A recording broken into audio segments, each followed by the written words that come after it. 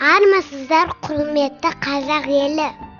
Ұлы халықтың ұлы абайы атты сайысқа қатысушы мен Бержан Аруна Біржанқызы. Түркістан облысы Түлкібас ауданы Сазтөбе ауылы Қарлығаш балабақшасы балауса ересек тобының тәрбиеленушімін. Тәрбиеші апайларым Аязжанова Гүлнар және Исабекова Бибінұр апайлар. Отбасымда 7 жанбыз. Атам, апам, әкем, анам, мен және 2 сіңілім бар. Абай ұлы ақын, Абай дана ойшыл, замана суреткері, Абай аудармашы, сазгер, композитор, философ, ағартушы, саясаткер. Қазақтың ұлы ақыны Абай Құнанбайұлы атамыз 1845 жылы тамыздың 10 жұлдызында қазіргі Семей облысы Абай ауданы Шыңғыс тауының бауырында Қасқабұлақ деген жерде дүниеге келген. Абайдың азан шақырып қойған аты Ибрахим. Абай деп әжесі Зере еркелетіп қойған. Абай көпті көрген әжесі Зеренің тәрбиесінде болған. Абай кішкентай кезінде-ақ зеректігімен көзге түседі. Кейін ол Семей қаласында 3 жылдық медреседе білім алады.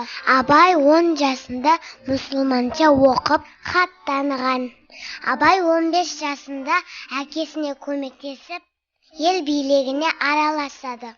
Ал 20 жасында Абай от тілді шешен болады. Мен Абай атамыздың өлеңдерін жақсы көремін. Соның ішінде қыз, көз, жаз, жазғы түрі өлеңдерін жатқа білемін. Абай Құнанбай, өлең сөздің патшасы. Өлең сөздің патшасы, сөз сарасы, қиыннан қиыстырар ер данасы, тілге жеңіл, жүрекке жылы тиіп, теп-тегіс жұмыр келсін айналасы.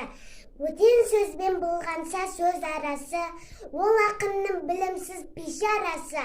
Айтушы мен тыңдаушы көбі надан, бұл жұрттың сөз танымас бір парасы. Әуелі хаят хадис сөздің басы, қосарлы бәйд мысал келді арасы. Қисынымен қызықты болмаса сөз, неге айтасын пайғамбар мен оның алласы. Үстің құтпа оған ғұламасы, үнәжат уәлилердің зар-наласы, бір сөзін бір сөзіне қиыстырар, әрбірі келгенше өз шамасы. Өлеңге әркімнің ақ бар таласы, сонда да солардың бар таңдамасы. Іші алтын, сырты күміс сөз жақсысын, қазақтың кестірер қай баласы. Ескі биді тұрсам барлап, мақалдап айтар деген сөз қосарлап. Ақындары ақылсыз надан келіп, көр жерді өлең қықты жоқтан қармап. Қобыз бен домбыра алып топта сарнап, мақта өлең айтып та әркімге арнап. Әр елдің өлең менен қайыр тілеп, кетірген сөз қатын жұртты шарлап. Мал үшін тілін безеп, жанын жалдап, мал сұрап, біреуді алдап, біреуді арбап. Жат елде қайыршылық қылып жүріп, өз елін бай деп мақтар Құдай қарғап. Қайдабай мақтан шаққа барған таңдап, жиса да бай болмапта қанша малдап. Қазаққа өлең деген бір қадірсіз, былжырақ көрінеді солар даңдақ. Ескі бейше отырман бос мақалдап, ескі ақынша мал үшін тұрман зарлап. Сөз түзелді тыңдаушы, сен де түзел, сендерге де келейін енді аяндап. Батырды айтсам ел шауып алған талап, қызды айтсам қызықты айтсам қыздырмалап. Әжейін күн өткізбек әңгімеге, тыңдар едің әр сөзді мыңға балап. Ақыл сөзге ынтасыз жұрт шабандап, көнгенім ақ соған деп жүр табандап.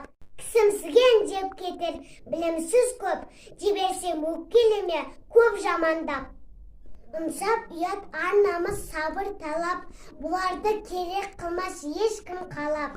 Терең ой, терең ғылым іздемейді, өтірік пен өсекті жүндей сабап.